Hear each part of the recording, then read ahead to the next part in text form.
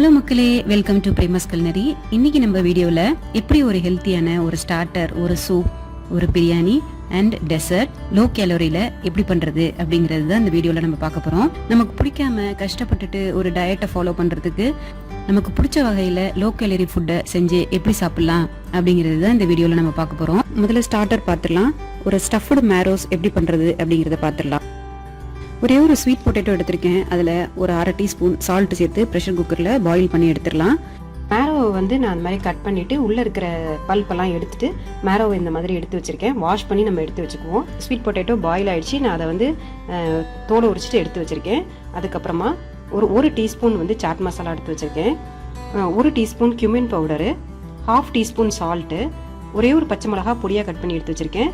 அப்புறம் ஒரே ஒரு வெங்காயம், அதையும் பொடியாக கட் பண்ணி எடுத்து வச்சுருக்கேன். இதான் வந்து நம்ம ஸ்டஃபிங்க்கான தேவையான இன்க்ரீடியன்ஸ். ஸோ நம்ம ஸ்டஃபிங்க்கு எடுத்து வச்சுருக்க இன்க்ரீடியன்ஸ் எல்லாத்தையும் நான் ஒரு பவுலில் சேர்த்துட்றேன். நல்லா ஸ்வீட் பொட்டேட்டோவை நம்ம நல்லா மசிச்சு விட்டுக்கலாம். Onion, salt, cumin powder, chaat masala, chilli எல்லாத்தையும் நான்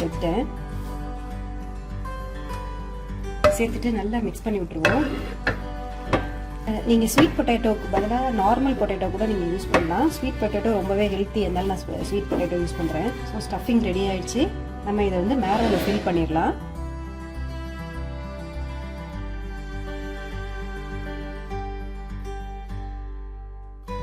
இன்கேஸ் நீங்கள் வந்து உங்களுக்கு மேரோ கிடைக்கலைன்னா நீங்கள் இதை சேம் ரெசிபியை வந்து கேப்சிகமில் ட்ரை பண்ணி பாருங்கள். ஏன்னா மேரோவோட ஸ்கின் வந்து டேஸ்ட் வந்து கேப்சிகம் இருக்கிற மாதிரி சாப்பிட்ற மாதிரி தான் இருக்கும். கொஞ்சம் க்ரன்ச்சியாக இருக்கும். அதனால தான் இன்றைக்கி நான் அந்த மேரோவில் ட்ரை பண்ணுறேன். உங்களுக்கு மேரோ கிடைக்கலன்னா நீங்கள் வந்து கேப்சிகமில் இதையே சேம் ஸ்டஃபிங்கை ஸ்டஃப் பண்ணி ட்ரை பண்ணி பாருங்கள். நான் இதை மேரோ வந்து ஏர் ஃப்ரையரில் ஃப்ரை பண்ண போகிறேன். நீங்கள் ஏர் ஃப்ரையர் இல்லைன்னா நார்மல் தவாவில் கொஞ்சமாக எண்ணெய் வச்சு நீங்கள் அதை ஃப்ரை பண்ணிக்கலாம். ஸோ நான் ஏர் ஃப்ரையர் பேஸ்கெட்டில் இந்த மாதிரி அடிக்கிட்டேன். ஸோ இதை ஏர் ஃப்ரை பண்ணிடலாம். நான் வந்து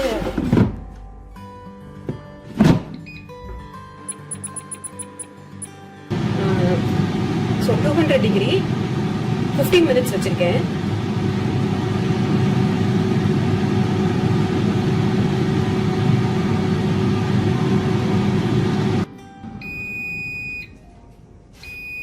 ஸோ இது ரெடி ஆயிடுச்சு. இல்லை பாருங்கள் எவ்வளோ அழகாக, எவ்வளோ ப்ரௌனாக இருக்குது. ரொம்ப சூப்பராக ரோஸ்ட் ஆயிருக்கு. ஓகே, இப்போ அடுத்தது வந்து மஷ்ரூம் ரசம் பண்ணிவிடுவோம். ஓகே, மஷ்ரூம் ரசம் வைக்கிறதுக்கு நமக்கு தேவையான இன்க்ரீடியன்ஸ் என்னென்னங்கிறத பார்த்துடலாம்.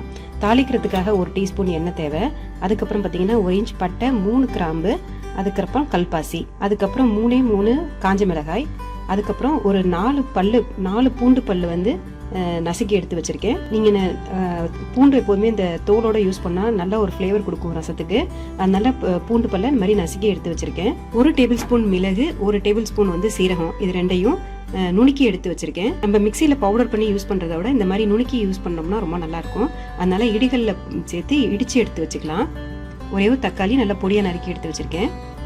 அதுக்கப்புறம் ஒரே ஒரு வெங்காயம் நல்லா பொடியாக நறுக்கி எடுத்து வச்சுருக்கேன். அதுக்கப்புறம் மஷ்ரூம்ஸு நான் இன்றைக்கி ப்ரௌன் மஷ்ரூம் யூஸ் பண்ணுறேன். நீங்கள் ஒயிட் மஷ்ரூம் வேணாலும் யூஸ் பண்ணிக்கலாம். ஒரு 6 மஷ்ரூம் போல் இந்த மாதிரி கட் பண்ணி எடுத்து வச்சுருக்கேன். கூஸ்பெரி சைஸ் புளி வந்து தண்ணியில் ஊற போட்டு வச்சுருக்கேன். ஸோ ஓகே, இப்போ நம்ம ரசம் பண்ண ஆரம்பிச்சிடலாம். ஒரு சாஸ் பேன் ஹீட் பண்ணிடுவோம். 1 டீஸ்பூன் எண்ணெய் சேர்த்துடலாம். நான் நல்லெண்ணெய் சேர்க்குறேன். பட்டை, கிராம்பு, இந்த பூ சேர்த்துடலாம். அதுக்கப்புறம் மிளகாய் சேர்த்துருவோம். அதுக்கப்புறம் பூண்டு சேர்த்துடலாம்.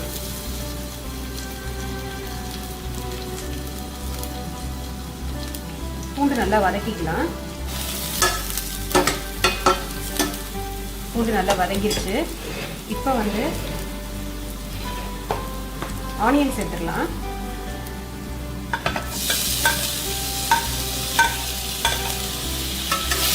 ஆனியன் நல்லா வதக்கிக்கலாம். ஆனியன் நல்லா சாஃப்ட் ஆனதுக்கப்புறம் தக்காளி சேர்த்துடலாம். தக்காளி நல்லா குக் ஆகணும். தக்காளி நல்லா சாஃப்ட் ஆகிற வரைக்கும் நல்லா வதக்கிக்குவோம். தக்காளி நல்லா குக் ஆகிடுச்சு. தக்காளி நல்லா சாஃப்ட் ஆகிடுச்சு.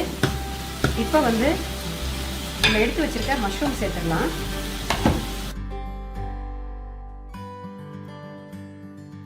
மஷ்ரூம் சேர்த்து நல்லா வதக்கிக்குவோம். மஷ்ரூம் கொஞ்சம் சாஃப்ட் ஆனோன்னு நம்ம வந்து புளி சேர்க்க ஆரம்பிச்சிடலாம். 1 டீஸ்பூன் சால்ட் சேர்க்குறேன்.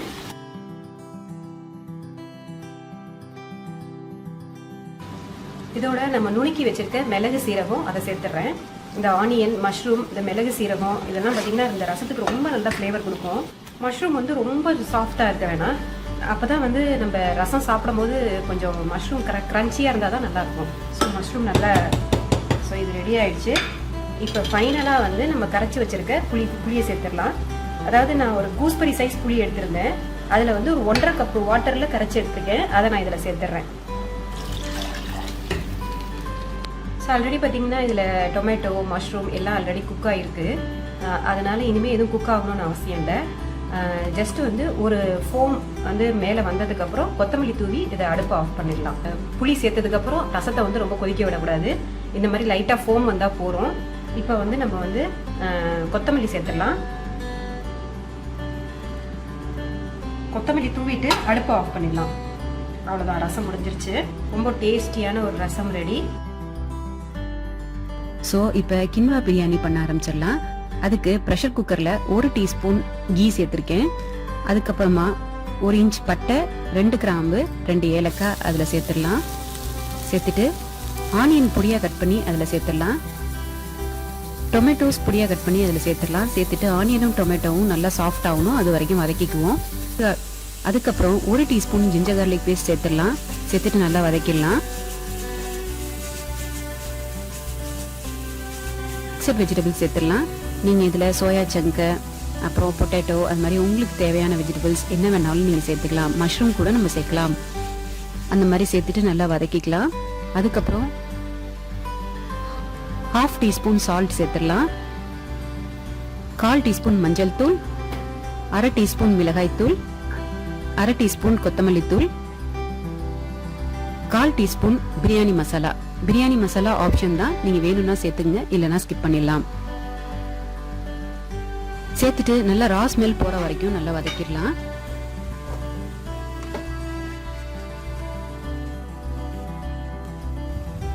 அதுக்கப்புறம் 2 டீஸ்பூன் தயிர் சேர்த்துடலாம். தயிர் சேர்த்துட்டு நல்லா வதக்கி விட்டுருவோம். அதுக்கப்புறம் 1 கப்பு கினோவா சேர்த்திருக்கேன். சேர்த்துட்டு நல்லா வதக்கி விட்டுடலாம்.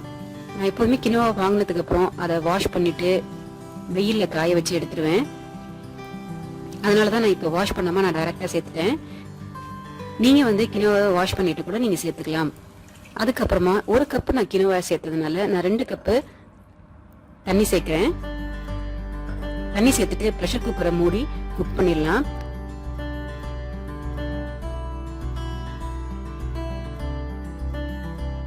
ரெண்டு விசில் வந்தா போறோம். 2 விசில் வந்ததுக்கு அப்புறம் நம்ம ஸ்டவ் ஆஃப் பண்ணிடலாம்.